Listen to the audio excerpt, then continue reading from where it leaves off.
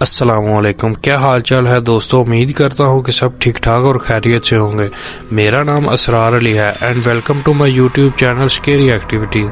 دوستو، آج کی جو سٹوری میں آپ کے ساتھ شیئر کرنے جا رہا ہوں، میری آپ سب سے ایک چھوٹی سی گزارش ہے کہ اگر آپ کے ارد گرد اندھیرا ہے تو لائٹ لازمی آن کر لیں، اور اگر آپ باہر کہیں بیٹھے ہیں تو کمرے میں چلے جائیں اور لائٹ کو آن کر لیں، کیونکہ آج کی سٹوری بہت زیادہ خوفناک ہونے والی ہے۔ بچے اور کمزور دل والے اس سٹوری سے دور رہیں، اور اگر آپ پھر بھی سٹوری کو سننا چاہتے ہیں تو آیت الکرسی پڑھ کے اپنے ارد گرد حصار لازمی باندھ لیں۔ تو چلتے ہیں بنا ٹائم ویسٹ کیے آج کی سٹوری کی جانب۔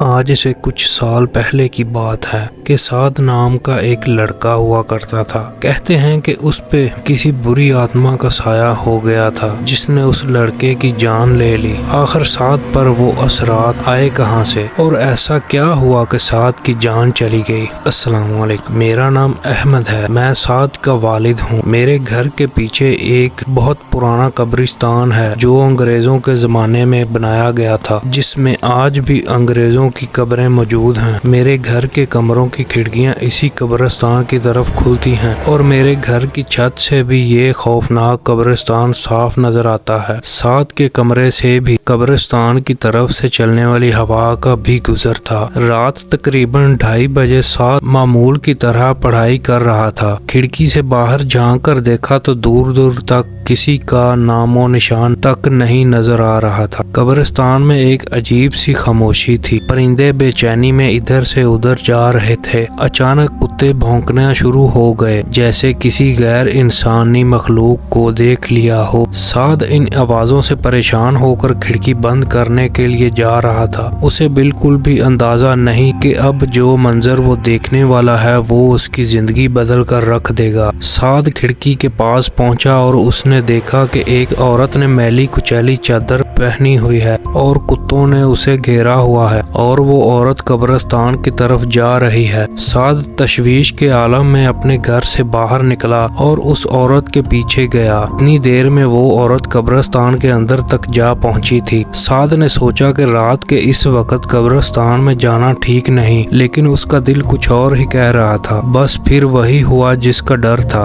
سعد اس عورت کی قبر تک پہنچ گیا اور اب وہ اس عورت کے آمنے سامنے کھڑا ہو گیا۔ سعد نے اسے پوچھا کہ وہ کون ہے اور اتنی رات کو یہاں کیا کر رہی ہے؟ اب انسانی ہڈیاں چٹکنے جیسی آواز آتی ہے۔ اس عورت نے بنا مڑے اپنی پوری گردن پیچھے گھما لی۔ اس کا خوفناک چہرہ سعد کی طرف تھا اور باقی کا جسم دوسری طرف۔ سعد یہ سب دیکھ کر اپنے ہوش و حواس کھو بیٹھا اور پاگلوں کی طرح وہاں سے بھاگا۔ بھاگتے بھاگتے جب وہ قبرستان کے دروازے تک پہنچا تو اس کا پیر ایک پتھر سے ٹکرایا اور وہ زمین پر گر گیا۔ سر پر چوٹ لگنے کی وجہ سے وہ وہیں بے ہوش ہو گیا۔ صبح ہوئی تو میں نے اپنے بیٹے کو وہاں بے ہوش پایا۔ میں اسے اٹھا کر جلدی سے گھر لے آیا اور اس نے ہمیں رات کو ہونے والے حادثے کے بارے میں بتایا۔ بس اسی دن سے اس کی طبیعت خراب رہنے لگی اور اسے عجیب سے دورے پڑنے لگے۔ اس کی راتوں کی نیند اڑ گئی۔ وہ کہتا تھا کہ اس کے کمرے کی چھت سے خون ٹپکتا ہوا نظر آتا ہے اور وہ عورت اس کے خواب میں آتی ہے، جس کی وجہ سے وہ ڈر کے مارے سو نہیں پاتا۔ اسی طرح دن گزرتے گئے اور پھر ایک دن سعد اپنے کمرے سے نکل کر آیا۔ اس کے کپڑے میلے ہو رہے تھے اور